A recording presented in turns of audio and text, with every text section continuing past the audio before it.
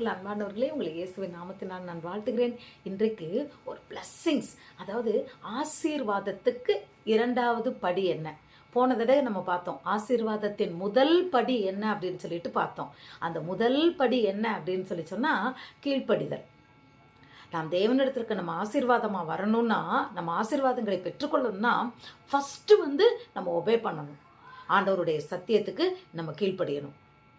ஏன்னா ஆண்டவர் சொல்றாரு, 10 கற்பனைகளை கொடுத்து இதன்படி நீங்க நடங்க. அந்த 10 கற்பனைகளுக்கும் கட்டளைகளையும் கை கொள்ளுங்கள்னு சொல்றாரு. அவர் சொன்னதை நம்ம கீழ்ப்படியணும். அது நமக்கு தேவன் கொடுத்த சட்டங்கள். இப்போ ஒரு வண்டி ஓட்டுறாரு ஒருத்தர், 2 வீலர். அப்போ ரைட்ல இப்படி போகணும், லெஃப்ட்ல இப்படி போகணும், சிக்னல் போட்டா நிக்கணும் இல்லையா? சிக்னல் போட்டால் க்ரீன் இது வந்தால் தான் நீங்கள் போகணும். அதை மாதிரி நிறைய ரூல்ஸ் அண்ட் ரெகுலேஷன்ஸ் படி தான் ஒரு வண்டியே அவங்க ஓட்ட முடியும். அதை மீறினா என்ன பண்ணுறாங்க, போலீஸ்காரங்க பிடிச்சி ஃபைன் பண்ணிடுறாங்க இல்லையா? தலையில் ஹெல்மெட்டு போட்டு போகணுன்றது ஒரு கட்டளை, அதை போடலைன்னா ஃபைன் வாங்குறாங்க. ஒன்வேன்னு ஒன்று வச்சுருப்பாங்க. அந்த ஒன்வேக்குள்ளே நீங்கள் மாற்றி போயிட்டீங்கன்னா அவங்கள பிடிச்சிருவாங்க. ஏன் இந்த பக்கத்தில் வந்தேன்னு சொல்லிட்டு அவங்களோட வாகனத்தை பிடிச்சி வச்சுருவாங்க, இல்லைன்னா அவங்களுக்கு ஃபைன் போடுவாங்க. இப்படி உலக காரியங்களில் என்ன கட்டளைகள் இருக்கோ அதை நம்ம கீழ்ப்படியணும் இல்லையா? நம்ம அதை ஒபே பண்ணுறோம். இப்போ பள்ளிக்கூடம்னு இருக்குன்னு ஒரு ஆஃபீஸ் இருக்குது, ஒரு பள்ளிக்கூடம் இருக்குது. 9 மணிக்கு ஆரம்பிக்குதுன்னா நீங்கள் எல்லோரும் எங்கே போகணும்? கட்டாயம் 9க்கு முன்னாடி அங்கே போயிடணும். அதான் நீங்கள் கீழ்ப்படுகிறீங்க, ஒபே பண்ணுறீங்க. அதை மீறி போனால் லேட்டு இல்லையா? 3 நாள் தொடர்ந்து லேட்டாக வந்தால் அவங்க ஆக்ஷன் எடுப்பாங்க.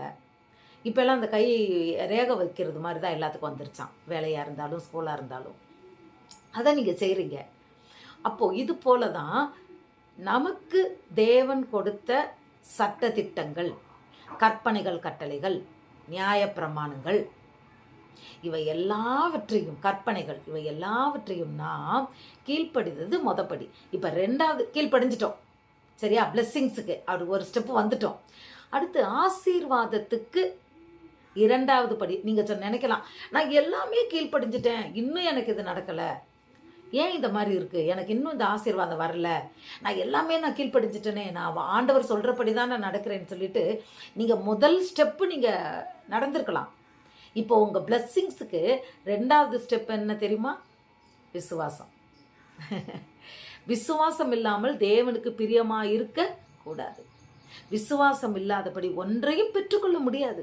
நமக்கு ஆசீர்வாதம் வேணும்னா நாம் விசுவாசித்து பொறுமையோடு காத்திருக்கு. விசுவாசம் முதல்ல நமக்கு இது கிடைக்கும்ன்ற விசுவாசம். நான் கீழ்ப்படிஞ்சிட்டேன் சரியா? நான் கீழ்ப்படிஞ்சிட்டேன். ஆனால் விசுவாசம் இல்லைன்னா எப்படி? அந்த விசுவாசம் என்பது காணாத ஒன்றை நம்புறது.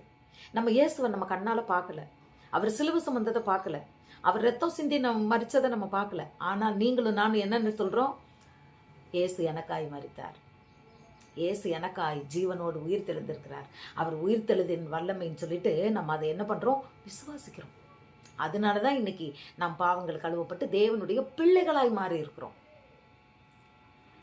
விசுவாசம் இல்லைன்னா இதை வாயினால நம்ம அறிக்கை செய்தது மாத்திரமல்ல, நம் வாழ்க்கையில அதை நம்ம அப்படியே நம்ம விசுவாசித்து தெய்வமா ஆண்டவராய் நம்ம ஏற்றுக்கொண்டோம். அவர் தான் அப்படின்னு சொல்லி அதை நம்பணும், விசுவாசித்தோம்.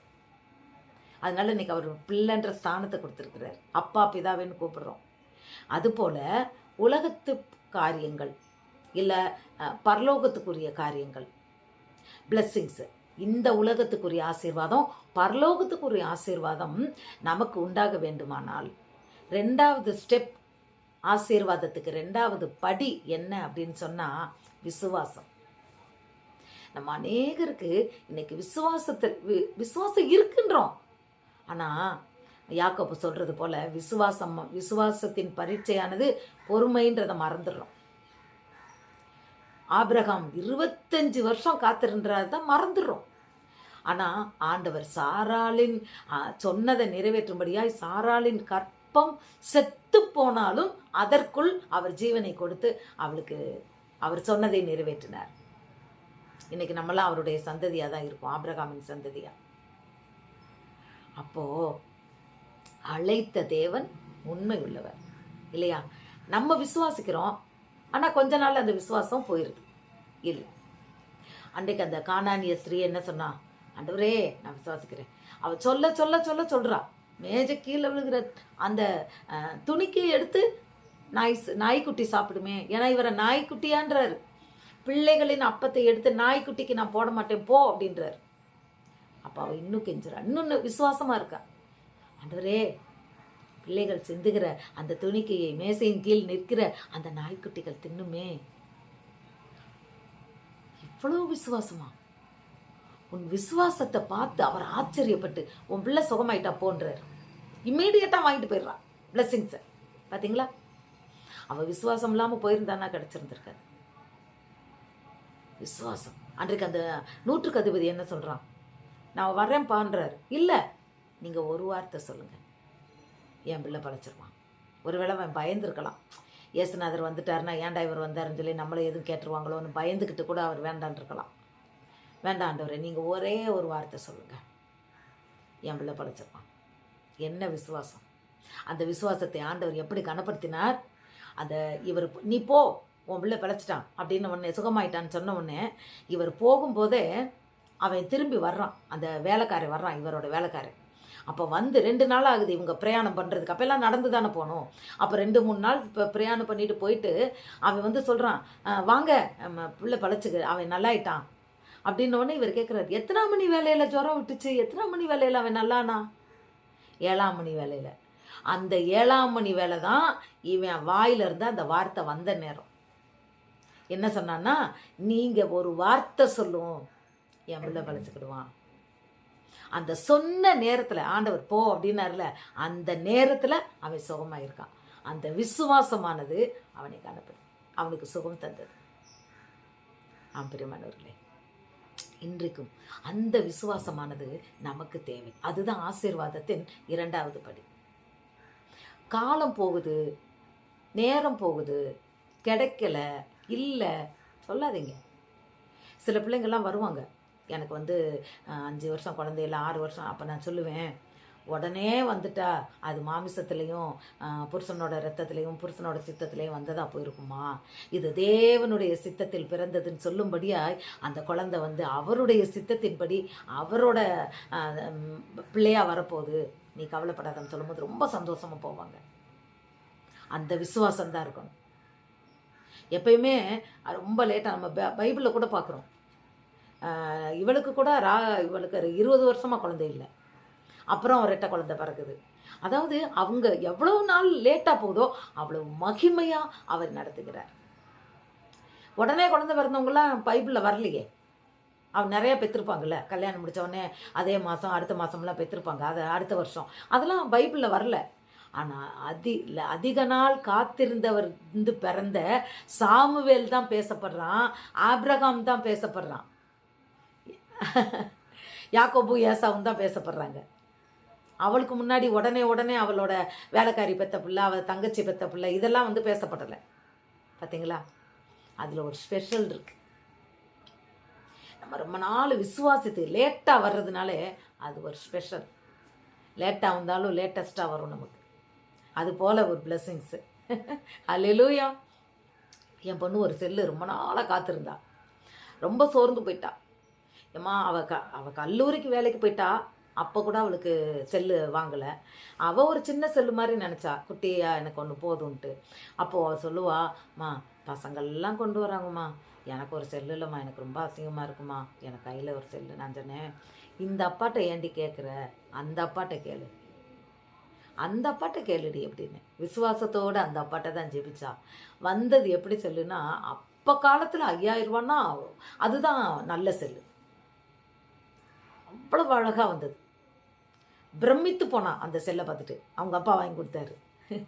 அவங்க அப்பான்னு நான் சொல்ல மாட்டேன், இந்த அப்பாட்ட அவள் அழுது, அதாவது அந்த அப்பாவை விசுவாசித்து அவள் ஜெபத்தில் வச்சார்ல, அந்த விசுவாசத்தினால அந்த பிளெஸ்ஸிங்ஸ் அவளுக்கு கிடைச்சது. அந்த அப்பா மேலே விசுவாசம் வைக்கல, இந்த அப்பா மேலே வச்சா, நம்ம ஏசப்பா மேலே.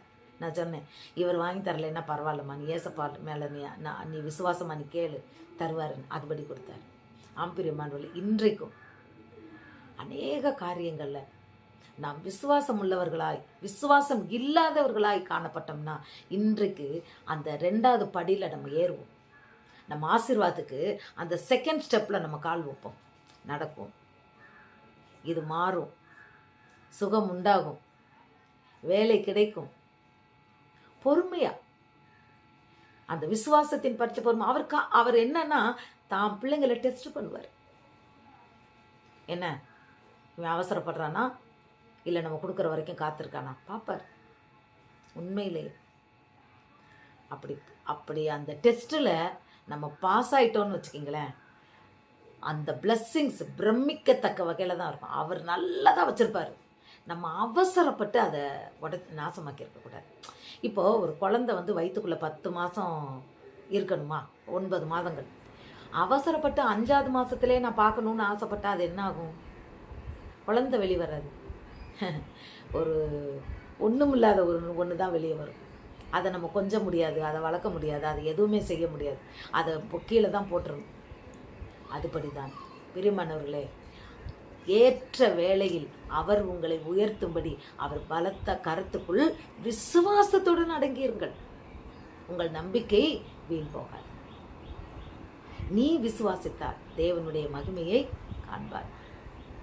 என்ன காரியத்தில் இன்னைக்கு நீங்கள் குறை இருக்கு, இன்னைக்கு அந்த விசுவாசம்ன்ற ஸ்டெப்பில் நில்லுங்க. பொறுமையாக இருக்கு, காத்திருங்க.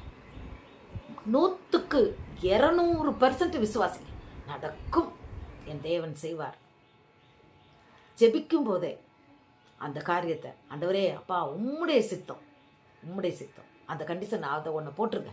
உம்முடைய சித்தப்படி தாங்கப்பான்னு கேளுங்க. அவர் சித்தப்படி கேட்கும்போது நிச்சயமாக நம்ம விசுவாசத்துக்கு கட்டாயம் பதில் உண்டு. நம் விசுவாசத்தோடு அந்த படியில் நிற்கும் போது அது நமக்கு அந்த ஆசீர்வாதங்கள் தானாக சேரும். நிச்சயமாக அவர் நம் இஸ்ரவேலை ஆசீர்வதிப்பதே கர்த்தருக்கு பிரியம். அதனால் இத்தனையும் நம்ம விசுவாசத்தை பார்க்குறோம். அந்த 40 வருஷம் தாயின் கருவில் இருந்தே பிறக்கும் போதே சப்பானியாக பிறந்த ஒருத்தனை, அந்த 2 பேருக்குள்ள விசுவாசத்தை பார்த்தீங்களா? பேதுருவுக்கும் இவனுக்கும் உள்ள விசுவாசத்தை பார்த்தீங்களா? என்ன சொன்னாங்க? எங்கிட்ட பொண்ணும் பொருளும் இல்லைப்பா, இயேசுவின் நாமத்தில் எழுந்த நட. விசுவாசத்தோடு அவர்கள் சொன்ன வார்த்தை அப்படியே நடந்தது. நாமும் விசுவாசத்தோடு நமக்கு கொடுத்த அந்த ஆண்டவருடைய வார்த்தையை அறிக்கையிடுவோம். அதை சொல்லி சொல்லி சொல்லி நாம் தேவனிடத்தில் அறிக்கையிடுவோம். அந்த வார்த்தைகள் ஆமென்றும் ஆமென் என்றும் ஏற்ற வேளையில் அது நிறைவேறாமல் போகாது. நம் தலையை கர்த்தர் உயர்த்துவார். கவலைப்படாதீங்க. இன்றைக்கு எல்லாத்தையும் தூக்கி போட்டுருங்க. எதெல்லாம் நீங்கள் இல்லைன்னீங்களோ கவலைப்படாதீங்க. நல்ல ஒரு விசுவாசத்தில் வாங்க. தேவனுடைய ஆசீர்வாதங்களை பெற்றுக்கொண்டு தேவனுக்கு நாம் சாட்சியாக நிற்போம். கர்த்தர் நிச்சயமாக உங்களை அவர் மறக்க மாட்டார். உங்கள் விசுவாசத்தின்படி உங்களுக்கு எல்லாவற்றையும் கொடுத்து உங்களை உயர்த்துவார், ஆசீர்வதிப்பார், உங்களை சந்தோஷப்படுத்துவார். மகிமையான காரியங்களை நீங்கள் இனிமேல் தான் பார்க்க போறீங்க. உங்கள் வாழ்க்கையில் இன்னும் மகிமையான தேவனுடைய வல்லமைகளையும் மகிமையையும் இனிமேல் தான் நீங்கள் பார்க்க போறீங்க. விசுவாசத்தோடு காத்திருக்க. நிச்சயமாக கர்த்தர் செய்வார். God bless you.